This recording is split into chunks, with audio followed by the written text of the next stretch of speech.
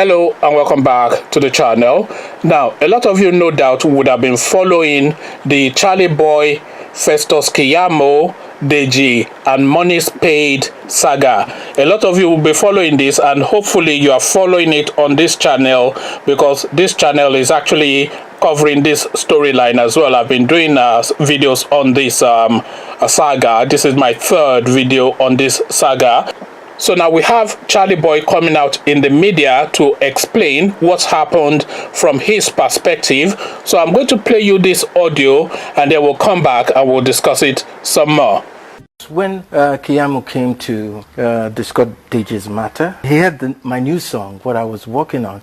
And that was Another Guy Might Want Enter, where was this an article. So when he heard the song, I know his head was calculating what he was going to do with the song. Now, I don't care, but if you want to use my work, you pay for it. Of course, he paid for it, and they paid heavy money. Do you mind telling us how much? 7 figures, 8 figures?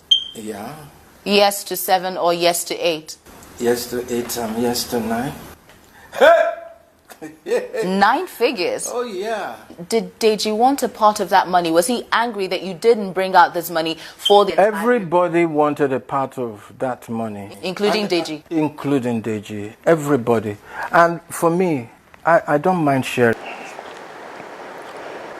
So there you heard Charly boy saying that the monies that he actually collected from Festus Keyamo was for copyrights to license him to use one of his music, that is to license Festus Keyamo to use one of his, Charly boy's music, as a background track to one of their campaign jingles, I'm guessing. So this is what Charly boy is saying. So Charly boy is now saying that yes, he did collect money, but the money was for the rights to use his music as a campaign tool for the APC.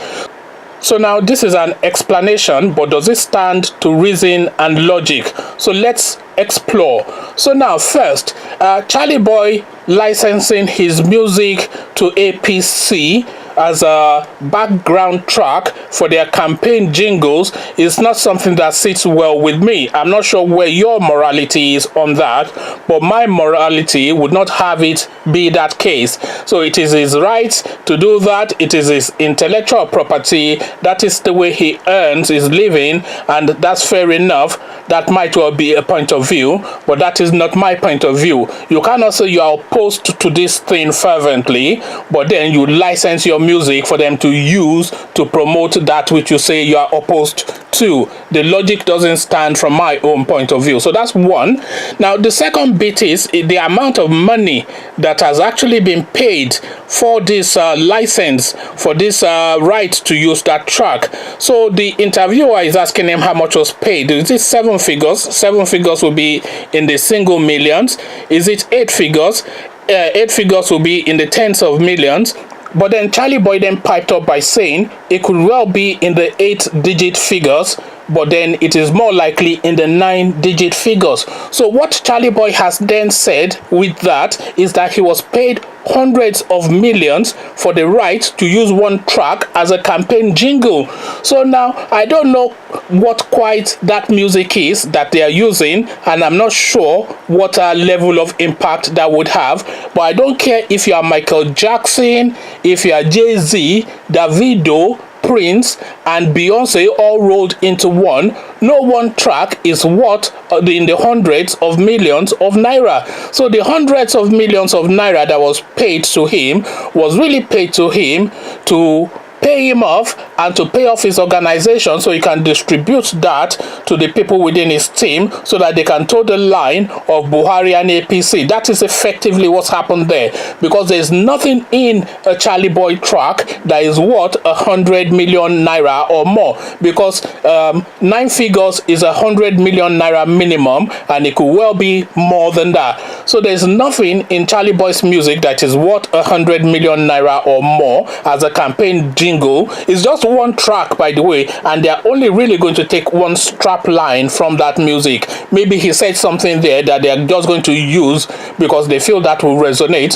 So that just one line within the music is not worth 100 million naira minimum. So that 100 million, probably hundreds of millions that was paid to Charly Boy by Festus Keyamo is effectively a payoff. And if you don't see it as a payoff, then you are not thinking properly, because there's nothing in that music that is worth 100 million plus. So that 100 million plus that Festus Keyamo has paid Charly Boy is effectively a bribe, a payoff, shut up money, etc. However you choose to time it, we all know what that is. So that's what the money is, and we've now heard twice from Charly Boy, and in both instances it's not come out looking good.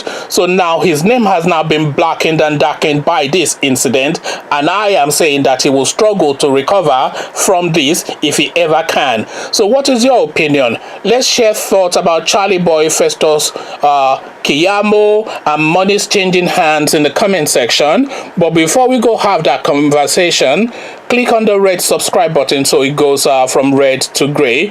Click on the bell button as well so you are notified every time I drop a new video. Once you've done both, come meet me in the comment section where we can trash out this conversation. So I'll leave you here and I'll meet you in the comment section, and I'll say peace.